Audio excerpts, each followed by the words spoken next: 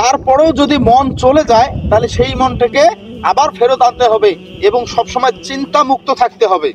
চিন্তা মুক্ত থাকতে হবে। যদি মন চলেও যায় আবার সেই মনটাকে ফিরে আনতে হবে, তাহলে নামাজ হয়ে যাবে। তবে চিন্তা মুক্ত থাকলে নামাজে খুশু খুদু বৃদ্ধি পায়। Let's go.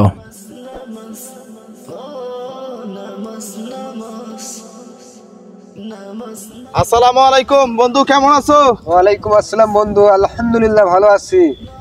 তবে বন্ধু, আমার একটা কথা আপনার কাছে জানার দরকার ছিল। কি বিষয় সেটা? বন্ধু, নামাজ পড়ি, কিন্তু নামাজে দাঁড়াইলে মানে দুনিয়ার মানে অনেক চিন্তা ভাবনা আসে, কিন্তু এটা কমাবো কিভাবে? ও, নামাজ পড়লে নামাজের সময় বিভিন্ন ধ্যান ধারণা, বিভিন্ন চিন্তা এগুলো আসে। হ্যাঁ হ্যাঁ। এটা কিভাবে কমানো যাবে? মনে করো তুমি আল্লাহর সামনে দাঁড়িয়ে আছো। এখন দুনিয়ার কোনো রাজা বাদশার সামনে যদি দাঁড়াও, তাহলে সেখানে অন্য কোনো চিন্তা আসবে না, শুধু ওই রাজার চিন্তা আসবে।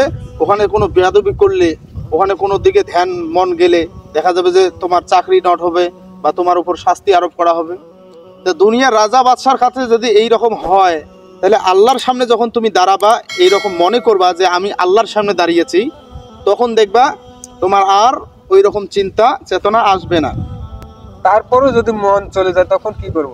তারপরেও যদি মন চলে যায় তাহলে সেই মনটাকে আবার ফেরত আনতে হবে এবং সবসময় চিন্তা মুক্ত থাকতে হবে। চিন্তা মুক্ত থাকতে হবে। যদি মন চলেও যায় আবার সেই মনটাকে ফিরে আনতে হবে, তাহলে নামাজ হয়ে যাবে।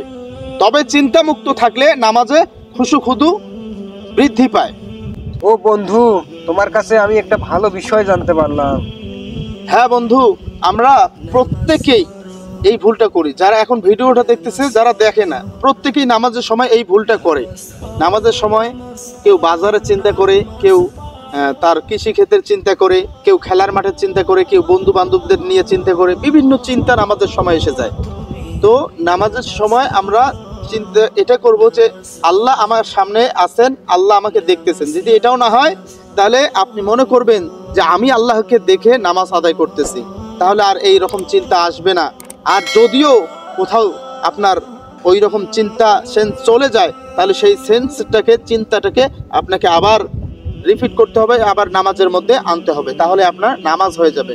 তো বন্ধুরা, আমরা এই যে ইসলামিক কন্টেন্টগুলো বানাচ্ছি, অনেক কষ্ট হচ্ছে, এরপরেও বানাচ্ছি শুধুমাত্র আপনাদেরকে একটু বিনোদনের মাধ্যমে শিক্ষা দেওয়ার জন্য।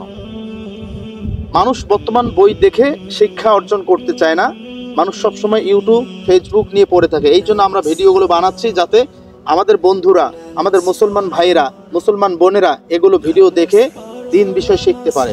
তো আপনাদের কাছে অবশ্যই অনুরোধ জানাবো যে আপনি আমার কথাটি বুঝতে পারছেন, আপনাকে কি করতে হবে? শুধু আমাদের ভিডিওটি একটি লাইক করবেন, আপনার সুন্দর মতো একটি গঠনমূলক কমেন্ট করে যাবেন, প্লাস আমাদের ভিডিওটি শেয়ার করে দিবেন, যাতে অন্য সকল ভাই ও বন্ধুগণ দেখতে পারে। তো বন্ধুরা, ভালো থাকবেন, সুস্থ থাকবেন। আল্লাহ হাফেজ।